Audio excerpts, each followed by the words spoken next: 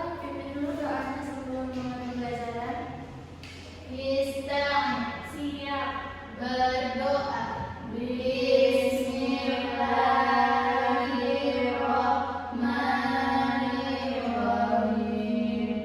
Raditu billahi rabba wa bil islami dina wa bil muhammadin nabiyya wa rasula.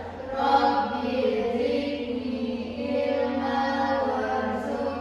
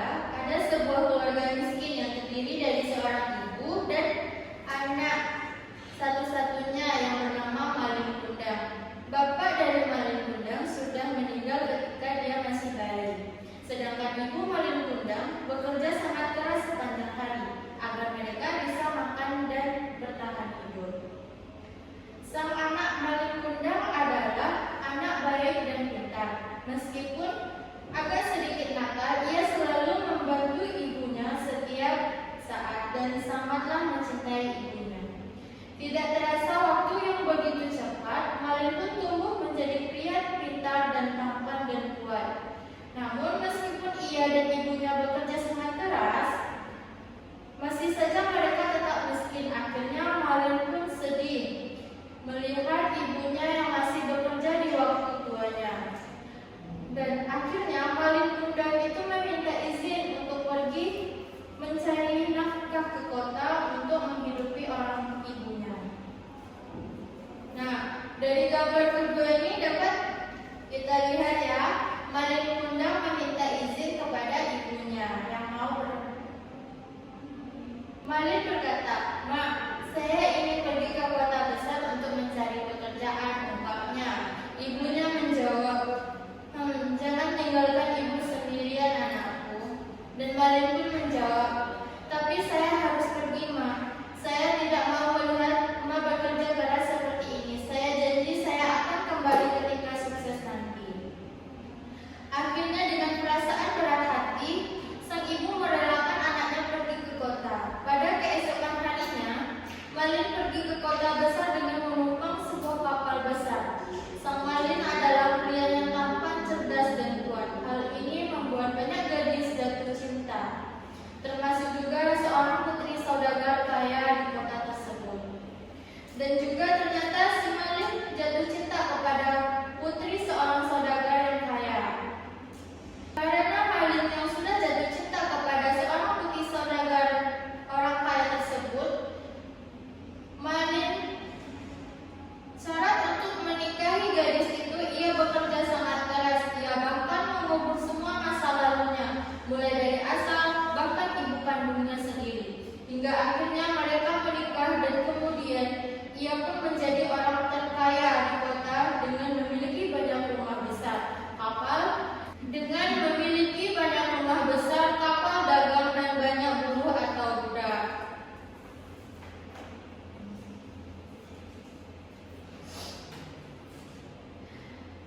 Sang Malin pun hidup dengan sejahtera saat itu, namun dia sudah melupakan ibunya. Ia lupa ibunya yang selalu berdoa memohon keselamatannya. Ia lupa ibu yang selalu menunggu anaknya kembali setiap pagi di tepi laut. Ia lupa ibunya yang sangat mencintainya dan merindukannya. Namun Malin tidak pernah kembali.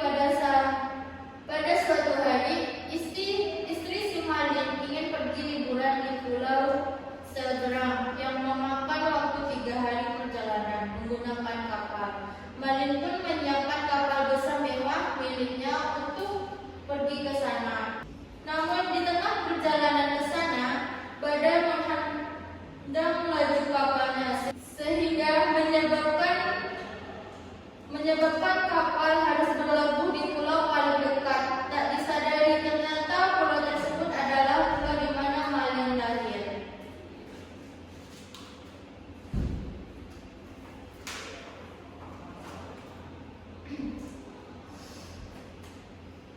Orang kampung juga terheran dengan adanya sebuah kapal mewah besar yang berlabuh di pelabuhan pulau, di mana semua warganya adalah nelayan ikan.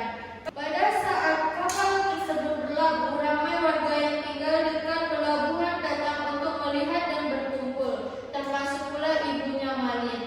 Sang ibu pun terkejut dan menangis senang. Ia melihat Malin di kapal tersebut. Ia melihat Malin kembali untuk menemui sang ibu. Dengan terburu-buru sang ibu Malin pergi menemui anak tercintanya Malin.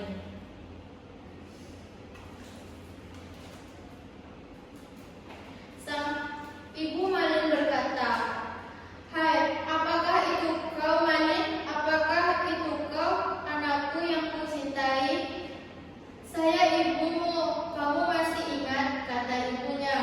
Namun istri Malin berkata, "Hah, anak? Ia bilang kamu adalah anaknya. Apakah itu benar, Malinku sayang? Wanita miskin bawa kue ini adalah ibumu?" Si Malin pun menyanggah perkataan istrinya dan berkata, "Hah, bukan istriku sayang.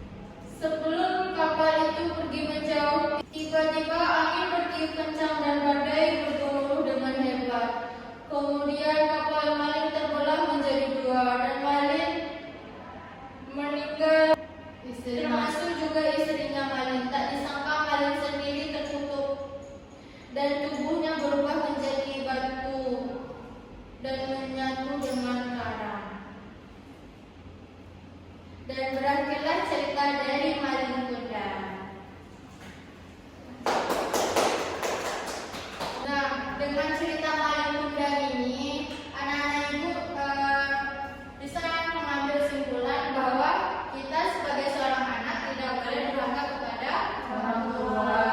Kita harus mengingat selalu jasa orang tua kita, apalagi seorang ibu yang telah melahirkan kita ke dunia ini. Baik, dari cerita Malin Kundang ini, ibu kan udah membacakan cerita rakyat ini kepada anak-anak ibu. Sekarang ibu akan bagikan LKPD kepada anak-anak. Ibu silakan dikerjakan ya. Ya, Bu.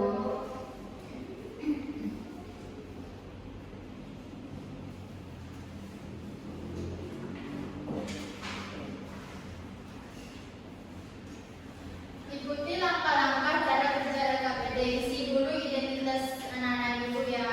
Nama, kelas. Iya, Bu. Udah? Udah, Bu.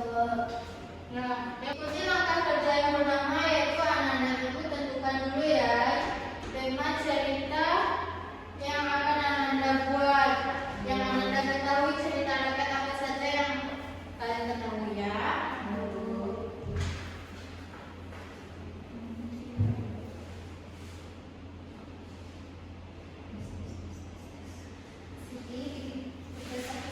Iya, Bu. Siti cerita apa? Sangkuriang, Bu. Sangkuriang. Awal di Pondok Perahu ya. Iya, Bu. Bisa diada? Bisa, Bu.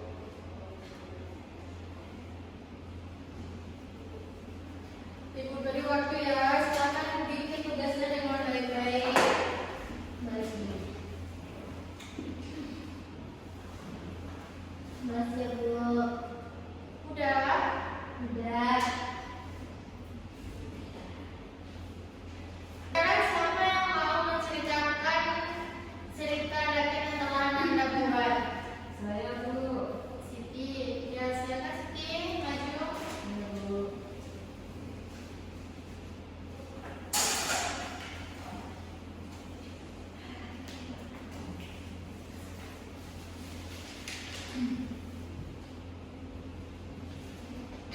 Baca dulu judulnya ya Siti. Iya, Bu. Baiklah, saya akan menceritakan cerita rakyat yang berjudul Sangkuriang. Diceritakan pada zaman dahulu, hiduplah seorang mama bernama Dayang Sumbi yang tinggal bersama anaknya bernama Sangkuriang.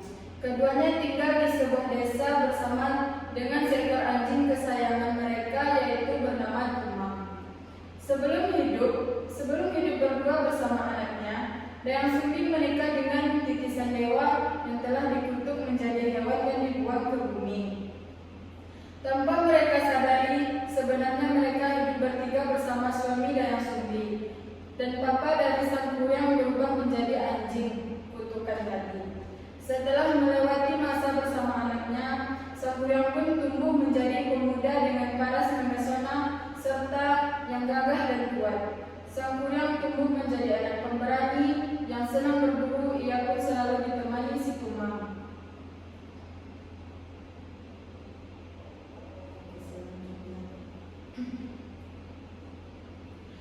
Pada suatu hari, Dayang Sumbi meminta Sangkuriang untuk mencarikannya kijang karena sang mama menghendaki memakan hati kijang saat itu. Sangkuriang dengan ditemani si Tumang berburu ke hutan untuk mendapatkan kijang sesuai keinginan Dayang Sumbi.